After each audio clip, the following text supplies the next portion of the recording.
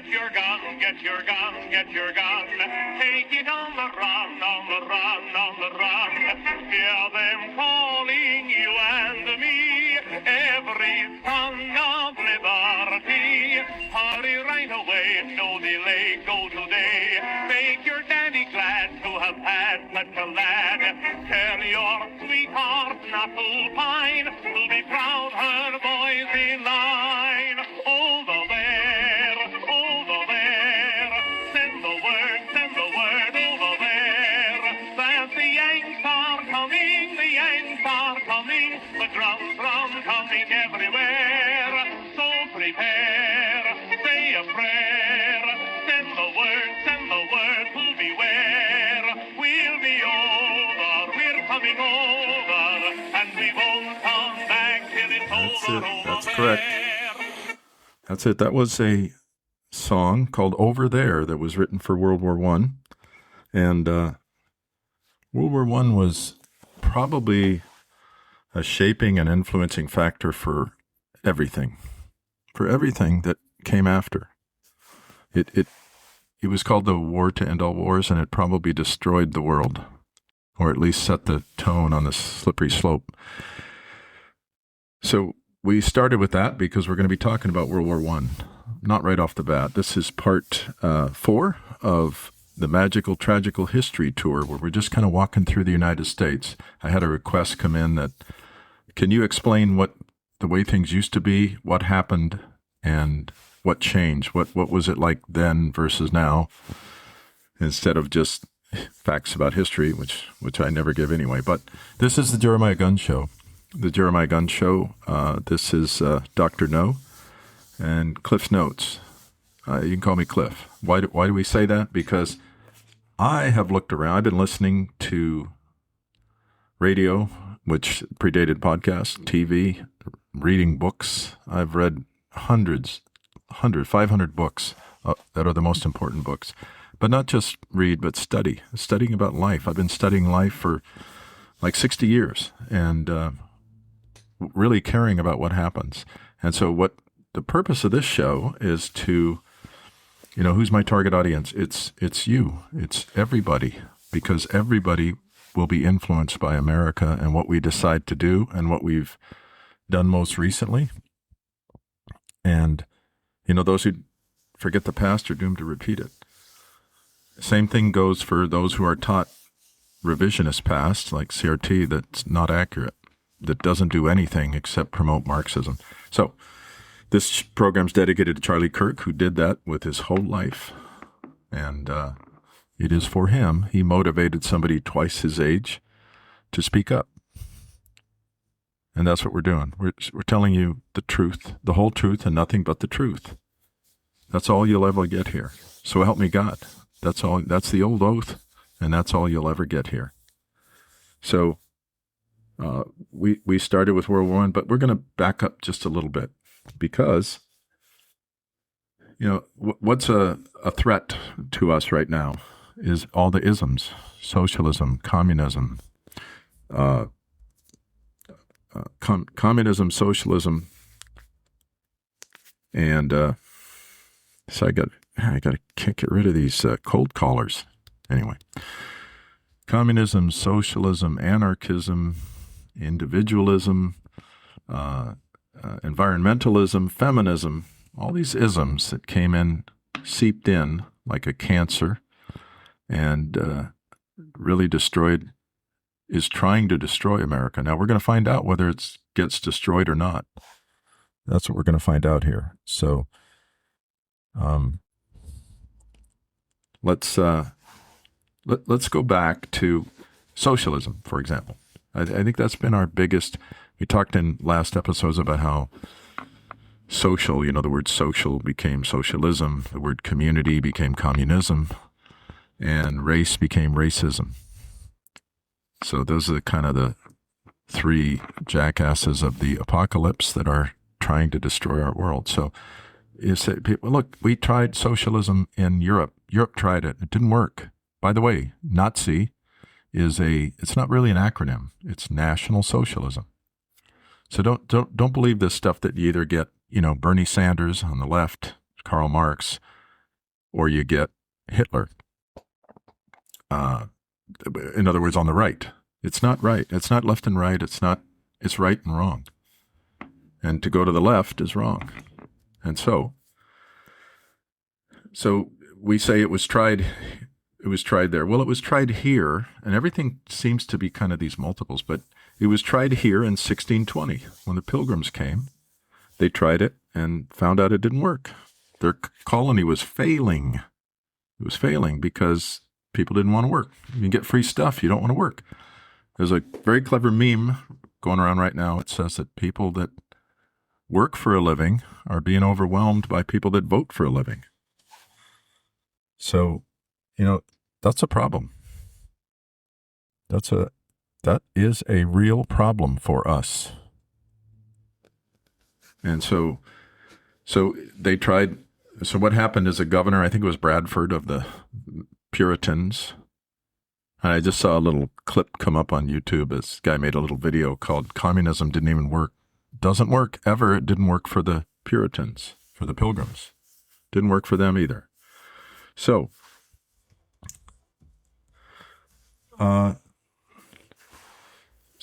it was tried in 1620. It was tried in not 1720, but 1820, and then 1920. They just keep trying it. And 2020, just keep trying it. Every century or so, we keep trying to pump life into it. Yeah. So it was tried here in the 1820s, from roughly 1820 to 1830. That was our cultic period of history. That's where all the cults that we know today arose, all of them, who said, kind of like FDR said, we're going to add on to this country. We're going to add on because the founding fathers didn't quite set it up right. I mean, just imagine the hubris, the arrogance of that. Instead of being devoted to them and saying, yeah, we'll keep this fire burning, we're going to change it. We're going to change it all. And so what this there was a guy named Owens. They had these utopian communities that started up. You know what the word utopia means. As someone said, what has exactly made life hell on earth is people trying to make it into heaven. Make the place into heaven. These utopian believers. So there was a guy named Owens, and he started a community called New Haven in Indiana. And they thought he was going to have this, well, where's the word come from? Commune. It's a commune. He's going to have that. So here's what he wrote. It was basically free stuff, free sex. In the hippies of the 1960s, they called the communes free love. But that's, we know better now. We should have known better then. It's not love, it's sex. That's all. Just be honest. That's all we're asking. So this guy, he tried to set this up, and it said the community was based on Owens. His name was Owens. I don't care about his first name. His son will come into play later. The community was based, communism, of socialism, of utopian socialism. It was based, collectivism. It was based on Owens' rejection of three monstrous evils: private property, organized religion, and marriage. Contemplating his socialist ideal, he implemented it in America. Prominent scientists, artists, and educators flocked to the town. Now, that's important with socialists redistributing collectivists. They collect and then they redistribute. Across the pond, an English philosophical thinker was writing a little poem. What is a communist but one who has yearnings for equal sharing of unequal earnings? Loafer or idler, or bumbler or idler, or both, which is usually the case, he is willing to fork out his copper and pocket your shilling. If you don't know, I mean, a copper is like a penny, and a shilling's like a silver dollar, just for the sake of the metaphor. So he was complaining about communism. I didn't even know the word was that old. But did you know that Karl Marx is actually buried in London? That's where he started. So the community was based on Owen's rejection of three monstrous evils: private property, just like Mom Dummy, organized religion, and marriage. Those are three things he hated. So he set up these free sex communes with no marriage.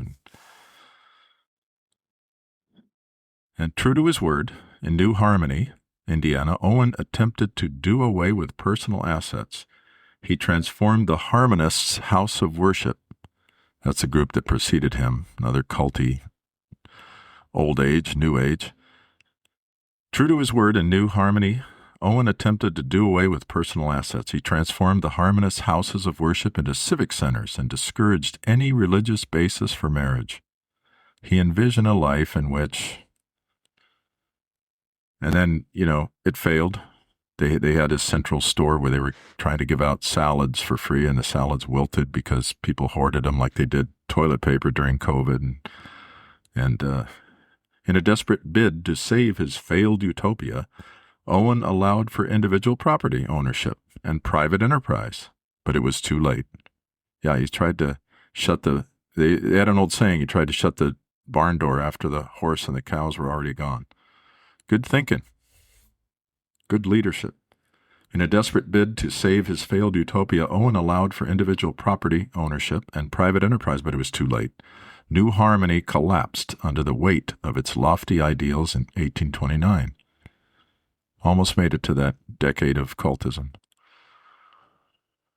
He squandered his personal fortune paying off the town's debts, but he refused to acknowledge that his vision was a disaster. He refused to acknowledge his vision was a disaster. Now, today, the utopian demagogues, like that guy from New York, Bloomberg, and this guy, this billionaire that's running in California, and Mom Dummy, who's a son of multimillionaires, the difference is they're not squandering your fortune. Biden didn't. Obama didn't. They never do. They squander other people's fortune. They don't even fork over their copper. They just take your shilling. Or they print more of it if that's what they want to do. They do both, actually. He squandered his personal fortune paying off the town's debts and refused to acknowledge his vision was a disaster. So, as a kind of an alibi, he blamed the people who came to New Harmony as being poor human material for his experiments. They always have an excuse to why it didn't work. It'll work this time. Didn't work, but it'll work this time. It says people turned out to be reluctant to work when they saw others who labored little enjoying the same life. So people turned out to be reluctant to work, when they saw others who labored little enjoying the same life. If these guys had just thought a little bit less about themselves, a little bit more about, they would have read that in 1620, 200 years ago, to the day almost, the Pilgrims said, hey, look, this isn't working. This communism isn't working. And they went to the New Testament of the Bible, the good book. Where else would they go? And they said, hey, it says in here, if you don't work, you don't eat. So all of you shirkers and lazy, I use the term strap hanger. It's an image of a subway or a bus and someone's holding onto a strap. They're just going for a ride. They're just riding you. They're just riding you. People turned out to be reluctant to work hard when they saw others who labored little enjoying the same life. Remember, people who work for a living are being outnumbered and overwhelmed by people who vote for a living because of the demagogues that our founding fathers did not want. So his son, Robert Dale Owen, son of the founder, he understood completely where New Harmony went wrong. All cooperative schemes which provide equal remuneration to the skilled and industrious and the ignorant and idle must work their own downfall. He wrote of his father's utopia, for by this unjust plan they must of necessity eliminate the valuable members of society, and retain only the improvident, unskilled, and vicious. I mean, what a diagnosis. Let me read it again. All cooperative schemes, collectivists, communists, socialists, all cooperative schemes which provide equal remuneration to the skilled and industrious, and the ignorant and idle, must work their own downfall. For by this unjust plan, they must of necessity eliminate the valuable members and retain only the improvident, unskilled, and vicious. America, it seemed, had learned its lesson about socialism, even if its first adherents didn't. Socialism failed 195 years ago, so there's no reason to believe it could succeed here today, is there? And obviously, no one would be foolish enough to try it, right? Right? Well, they say that young people are pretty into it. Joe Rogan was into Bernie before, God knows why, thank God, but how did he wake up at the 11th hour, 11 minutes after the 11th hour and go, yes, I'll endorse Trump? I mean, that kind of indicates his mind, where he's coming from. Bill Maher was complaining to somebody the other day, a leftist actor or something. I don't know who the guy is, but Bill Maher, and they always put this headline, Bill Maher destroys the left, Bill Maher converted, Bill Maher this. But what does Bill Maher say? He says, we both voted for her. He said that more than once. We both voted for her. Who's the her? Last time it was Hillary. This time it was Kamala Harris. Bill Maher voted for Kamala Harris. So does this tell you what these folks are like? Young people who follow mom dummies, the Pocahontas, the Hillarys, the Obamas, as if nothing that went before matters at all. So anyway, that's the 1820s, you had the 1620s, and now we kind of come up to the 1920s. But before that, we have a series of great conservative Republican presidents. In fact, we didn't have any Democrats until Woodrow Wilson. We had one named Grover Cleveland, but he was more of a Republican than a Democrat. He was a very good president. And he skipped 2 terms like Trump did, but he was good. He was the last, I'm sure he was the last good Democrat. So let's talk about these great presidents. We had a whole succession. We had we had Rutherford B. Hayes Grant, General Grant, Rutherford B. Hayes, James Abram Garfield, McKinley, all these Civil War veterans. All of them were Civil War veterans, a lot of them generals. They were good people. And they brought us up to,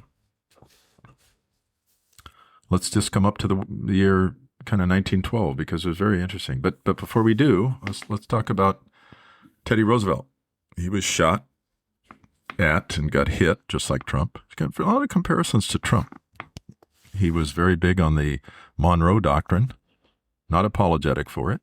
He enforced it, unlike Democrats. He took over for McKinley when McKinley was shot by an anarchist. He was a colonel in the Spanish-American War that happened under McKinley. He kind of left the administration and was a colonel in that war. He got a Nobel Peace Prize. A lot of firsts in that guy's life. He got a Nobel Peace Prize for solving the war between Russia and Japan. I think it was called the Sino-Russo War, or the Nippo-Russo War, and people might call it that. Nippon is the name for Japan. So we got a derogatory term from that. We can't use it. Just like we can't call that race yellow anymore because they used it in a derogatory fashion. So gone. But he got a Nobel Peace Prize, just like Trump would have a closet full if they had their head on straight. Peace through strength. But he had a very, very interesting life. He grew up in privilege. His father, the Roosevelt family, it's a Dutch derivation. They were very rich in New York, very, very wealthy people. And he grew up as the son of a guy who worked for Lincoln, who did great deeds, really good philanthropy and helped people, helped soldiers. We'll talk about that another time. But so what happened with Teddy Roosevelt, he goes to Harvard and he's on the boxing team and all. So he was very, very sickly, and he tried to toughen himself up through athletics. He really believed in rugged outdoor living and so forth. But one day, he had a new wife. He was in Congress in New York, and he had a new wife, and she gave birth to a baby, and then she died. And then I don't know, I don't remember which one died first, but his mother and his wife died on the same day, Valentine's Day, just to stick it in the heart a little more. So he just kind of fell apart. He gave his baby girl to his sister to raise, and he went out to the Badlands, Wyoming, South Dakota, etc., and learned to be a kind of a cowboy and became an everyman.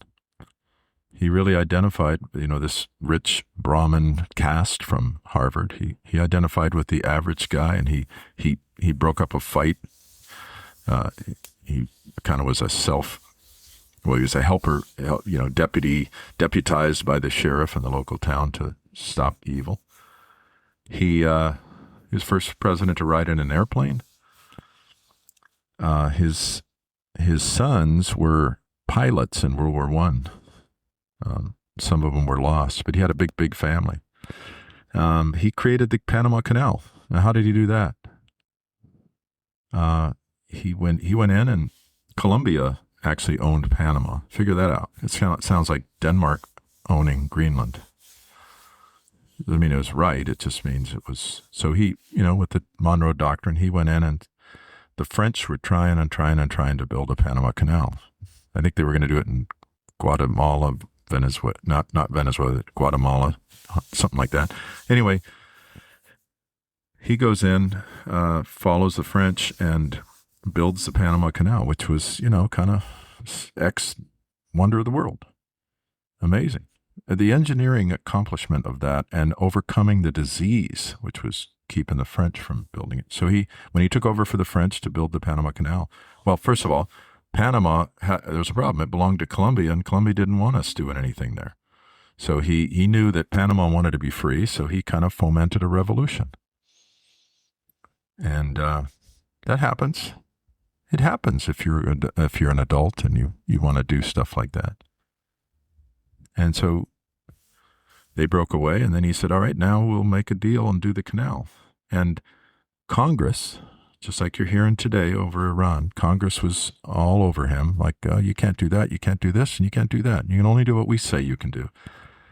And he just he was a bully pulpit. He was the first guy, I think, to use that term, bully pulpit. He said, hey, look, I'm going to do this. He said, while Congress is debating me, the work goes on. And there was a lot of speculation about Trump that he threw out this thing. Hey, maybe we'll make Canada 51st state. Maybe we'll do this. Maybe we'll have flying cars. Maybe we'll build new cities. Maybe we'll have an American university. All these things, that you can go to online, and it'll be better than all these other horrible universities we have. All this stuff that he said he was going to do, he just shotguns it, and the press can't keep up. They can't figure out why they hate him today. But he basically said, hey, look, while Congress is debating me, the work goes on. He said he followed, when he took over for the French, trying to build it. Remember, the French built the Suez Canal. Jules Verne wrote all this visionary stuff. He said, while Congress debates me, the work goes on. But he said, I took over for the French, and he said, I followed 3 decades of conversations. I mean, that's kind of a put down. I mean, they were trying harder than that, but that's the way he saw it. He was a kick-arse guy. He built up the Navy and projected American power around the world. That's Spanish-American War is when we got the Philippines as a protectorate and then gave them their freedom. Same with Cuba. But what he did do was something that I hoped Trump wouldn't do, and thank God Trump didn't do it, is run as an independent. Because what he ran against, there were 3 basically progressives. He was a progressive. He cared about, the environment. He's founded our national parks. He cared about the little guy. He intervened in labor disputes, and he busted up trusts, And so he was a good man. He cared about immigration the right way. He said, we don't want a bunch of hyphenated Americans. We just want Americans. But when he ran as a bull moose independent, he broke away. You had, I think, Taft, Woodrow Wilson as a Democrat, Taft and Teddy Roosevelt running as kind of really Republicans, but he split off, kind of like Ross Perot did. Ross Perot did that to George H.W. Bush. He stayed in and stayed in and stayed in long enough to suck away enough votes to allow Slick Willie to get in. No Perot, no Slick Willie, and no Teddy Roosevelt, no Woodrow Wilson. Exact same model. Why he couldn't see that. And so I'm just very, very thankful that, Taft wasn't horrible. That's the way elections are. This is something we might have to repeat here is a modern election is the evil of two lessers. All of our elections have been kind of the evil of two lessers since Lincoln or before. So, you can say, well, I'm going to vote independent. I'm going to, and all that did was give the victory. Just like, what's his name? Ralph Nader, gave the victory probably to George W. Bush because he sucked away votes for the Green Party, the Greenie Weenie Party. He sucked away votes from the Democrat and caused the Republican to win. So, Slick Willie didn't get the majority of the votes. He got just enough to put him in. Thank you, Ross Perot. So I'm just glad Trump didn't do that, which Teddy Roosevelt did. So let's come up to, say, the 1912, kind of a pivotal year. There was Olympics in Stockholm. The Olympics had only been going since 1896, so this was fairly new in its infancy. But anyway, there was a school called Carlisle. There was a boarding college in Pennsylvania, and it was for Indians, Native Americans, Native Siberians, or Manaks as I call them, migrant, Native, Asian communities. But anyway, there was this guy named Jim Thorpe, and he was the greatest athlete in the world. He wound up playing pro football after the Olympics, but he went to the Olympics in 1912 and he won the decathlon stuff. He was the Jesse Owens of the day, a minority who just made the U.S. look great. And the king of Sweden, is a tradition for the emperor or the king or the chancellor in the case of Hitler, to meet the great Olympic champions. And the winner of the decathlon or these races are generally considered to be the greatest athlete on earth. So Jim Thorpe, he was invited to meet this king of Sweden, and the king said, "James Thorpe, you are the greatest athlete in the world." And Jim Thorpe famously said, "Thanks, king." I just love that. Well, who else was at those Olympics? George S. Patton, the famous World War II general. Blood and guts. Anyway, he was quite an athlete. I think it was the pentathlon, where it's 5 events. Weird fencing, horsemanship, shooting, stuff like javelin. It's a kind of the warrior event, and he was in it, and he almost won. He almost won a gold medal. I mean, he was such a good shot. He finished real high, but he put. In one of the competition, well, he wanted to use his own pistol, not the actual target pistols that the best shooters used. One of those things. Anyway, it's kind of interesting. In 1916, around that time, just right before World War I, he was in the army working for Pershing when we had to go into Mexico because Mexico was goofing around with guys like Pancho Villa, and they were coming across the border and raiding our towns in our side of the country, in our country. And, one time they had this problem. He was an officer. He wasn't a general, but he was a pretty tough guy. They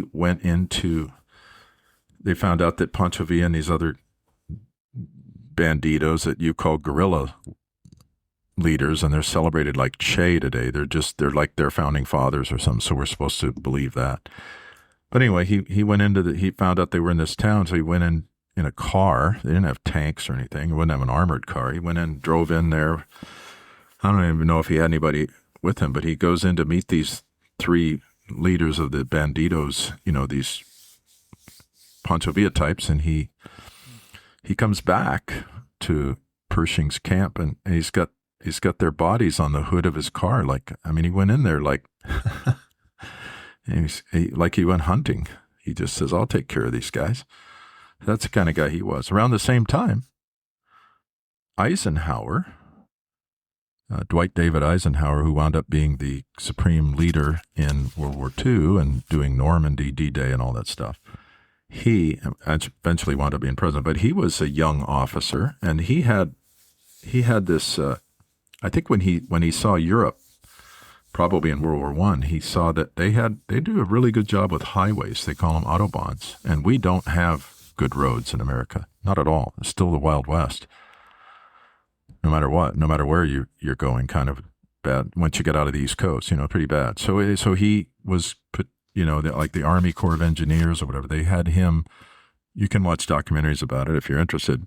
He went in a bunch of cars, and they tried to drive across the country and figure out what we needed to do and give a report. And his report was just that our roads are horrible.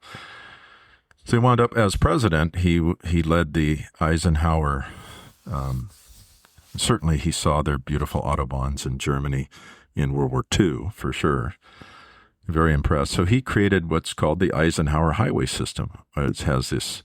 Numbers are all coded so that you know whether it goes east to west, into a town, past a town, all that stuff. But he designed the Eisenhower highway system, and it is said that 1 out of every 5 miles is straight so that it can be used as a runway in the event of war. So a little bit, he was involved in all those things. So we had a continuation of great Republican presidents. Warren G. Harding. Warren Gamaliel Harding. He was from Ohio. A lot of presidents right up there with Virginia. Ohio has the most. Great president. And they'll say, oh, he was terrible. He was terrible. Teapot Dome, etc. But he's the one who said, ask not what your country can do for you, but ask what you can do for your country. That's a very famous, as maybe JFK's most famous, or right up there with the top 3. But Harding's the one who said that. He also said, and sit down a minute. If you're driving, be careful.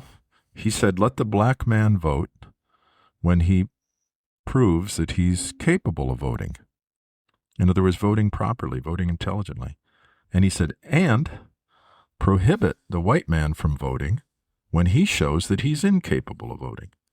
So, fast forward, there was a debate at Oxford. James Baldwin against activist James Baldwin against William F. Buckley Jr., who was a godfather of conservative movement. And they had this debate, and he basically said, the problem with Mississippi is not that there's not enough blacks voting. Think about that with gerrymandering and all. He said it's that there are too many of the wrong kind of whites voting. I mean, what percent are black Americans of America today? Not counting the Somalis they're bringing in, but black Americans who are citizens of this country, and what percent? It's not high. Even in places like Mississippi, it's not high. So, even if the KKK, the Democrat KKK, allowed them to vote, they wouldn't get enough people to overwhelm all the Democrats that they call white. We're voting against them. I mean, it's just not going to tip the balance. It's like having a couple of communists and peace and freedom in Parliament in Israel or Italy or England or Canada or whatever. It's not going to be enough to make a difference. Makes you feel good, makes you feel like, well, we representation, but doesn't work that way. Anyway, he's the guy who said that stuff, and then he died suddenly. And a guy named John Calvin Coolidge, who had been, I think, governor of Massachusetts. He was from Vermont. He was just maybe our greatest, one of the greatest presidents. He's up there. He's right up there. He's in the top 5. He was just a great guy. He came from a little tiny place called Plymouth Notch, Vermont. His father was a jack of all trades, farmer, shopkeeper, and politician, elder, councilman, whatever they kind of had in those days, justice of the peace, whatever. So he kind of took over and excelled past his father. But we went to that little Coolidge house, and very modest, very humble. We couldn't even find his headstone in the little, Nathaniel Hawthorne kind of little cemetery. But talk about beautiful place. But anyway, he dies. Warren Gamaliel Harding dies, I think, in San Francisco. And so they get a telegram and say, hey, guess what? John Calvin Coolidge, you are president. So his father figured, it's like 3 a.m. Somebody trudges out there to bang on the door of their little farmland, their little farm community, and say, hey, Harding's dead, you're president. So his father just grabs an oil lamp and a Bible and swears him in. He thinks that a justice of the peace from Plymouth Notch, Vermont can swear in his son. Well, okay, at least he tried. So when they got him back to Washington, they had to do it right. But so he takes over, and he balanced the budget. He was the government that governs least governs best. He was financially prudent. He said that you can't steal people's money to try to do things for them when you're actually doing things against them. He said it's better to kill a bad bill than to pass a good one. So he basically, they said that about Reagan, that he'd said, for every bill you bring me 2 you're going to eliminate. Give me 2 requirements, procedures, mandates that you're going to bring me a couple to get ready. You just can't keep stacking them on as if that's doing your job. So he said, I'd rather kill a bad bill. It's more important. He might have learned it from his father, or he might have taught this to his father. But he was a really, really neat guy, a great guy. They called him Silent Cal, and there was one story of a socialite who was meeting with him. Well, she was at this party at the White House or something, or some event, and she said that she goes up to him and says, so-and-so, this other dignitary, he bet me that I can't get you to say more than 2 words. And Coolidge just looked at her and said, you lose. He was a great guy, really great guy. Only had the one term because his son, who he loved his son. I think his name was Calvin or something. He was playing tennis. He was a kind of son that a dad could be really proud of. He's playing tennis with one of the members of the cabinet or somebody in the administration at 16, and he got a blister on his foot. The White House tennis court. Got a blister on his foot, and he died like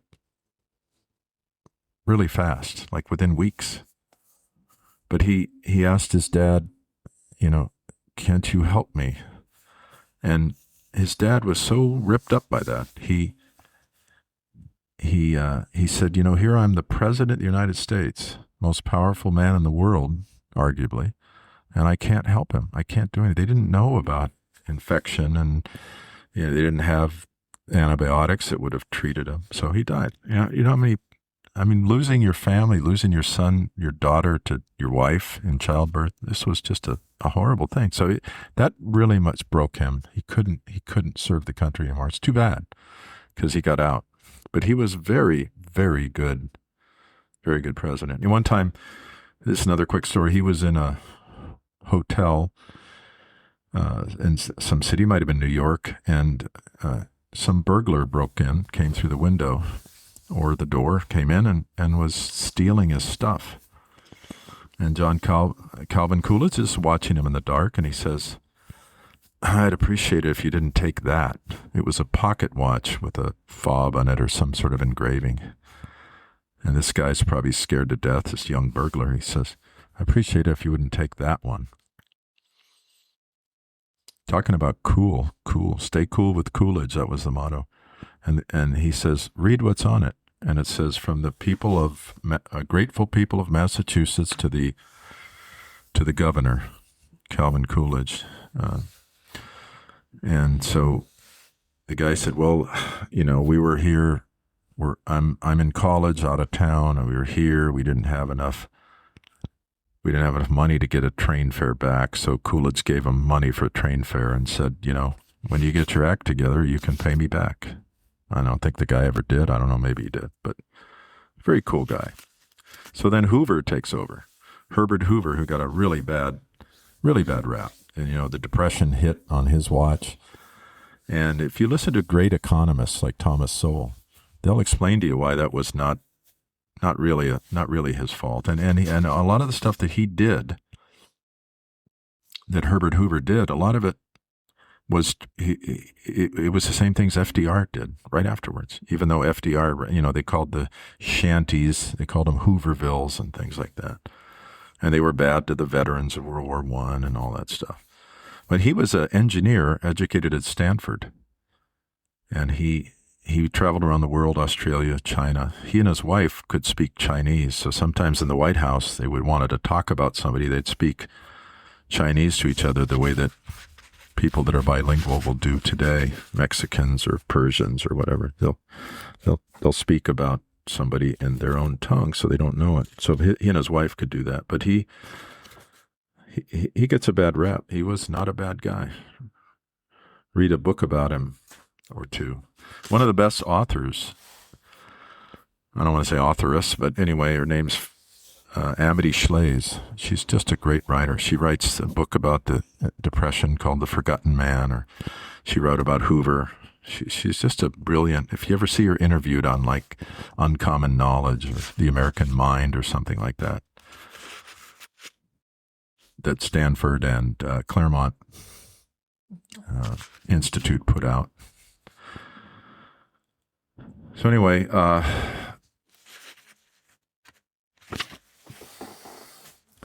we're up to Calvin Coolidge and Hoover, and then, we begin the demise of America. Started under Woodrow Wilson, racist, progressive, yes, racist, yes. He resegregated. It had been by Republicans. It had been desegregated. Washington, D.C., he resegregated it. Horrible person. And then something else that happened in 1930. All this stuff that happened in the 1900s, very pivotal. There's a great book I had to read, I think, in high school. It's called The Big Change. Little tiny book, The Big Change. And it talks about America from 1900 to 1950 or something, 60. Brilliant book. But, so many things happened. In 1913, I guess the 16th Amendment, income tax. The Supreme Court had already ruled in 1895 that taxing people's income was unconstitutional. And you'll hear about people today that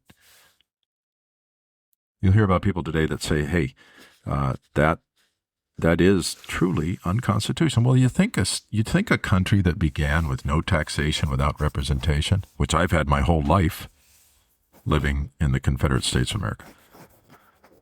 Do you think that a country that started over them trying to get 10% tax rate on us, do you think that maybe it might be unconstitutional to dream up this idea of the Internal Revenue Service? But boy, they love it. They love it. They act like these things that were invented out of thin air. Just because SCOTUS said, okay, this time okay, last time okay. We're going to do a whole nother show on precedent.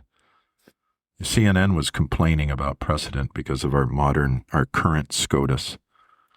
Oh, they don't like, they claim they're good with precedent, but they don't like it. Yeah. Precedent means nothing unless you precede precedent with the Constitution.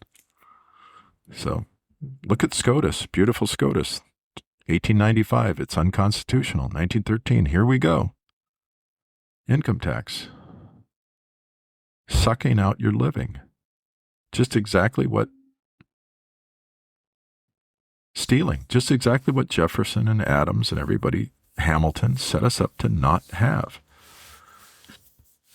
But, and then I think we talked last time about the great Spanish flu that came from Kansas, also 1919, the great molasses flood in Boston. I think we talked about that. So we come up to anarchism, socialism, all that stuff. We get up to a little thing called World War XI, as Ilhan Omar calls it. We're getting up real close to World War XI. And if you don't know about that, I didn't know about it. First time I saw a meme that was mocking it was Ilhan Omar was reading a speech and all the people behind her. You know how every time they do a speech, at least in my lifetime, if you do care and if you do watch, they always go get a bunch of people. Get me one of these, get me one of those. They're political handlers. Get me 2 of these, 3 of those, 4 of those. I want this color in the front. I want that color in the back. I want a guy with a Union hard hat. I want to put them all. Everybody does it. Trump does it. Reagan did it because, well, not Reagan, probably Bush, Gore, because they do it. So you have to. So you see, electorate, if you don't wake up, they're going to keep treating you like a child. And that's not good. That's not good. So that's what this whole show is about. This Jeremiah Gunn show, it's about waking up from woke. If you don't wake up and you sleep through this, because it does no good to get involved in my future, my liberty, my freedom, my country that they're stealing. Doesn't matter. For whatever motivation you have, whether that's religious or secular or just laziness, it's not good. So you're being warned. You are being warned. Don't say you weren't warned. That's the minimum. This is Jeremiah Gunn Show, begging for truth, justice, in the American way. Or else. That's not a threat from me. That's a fact. Thank you. Thank you.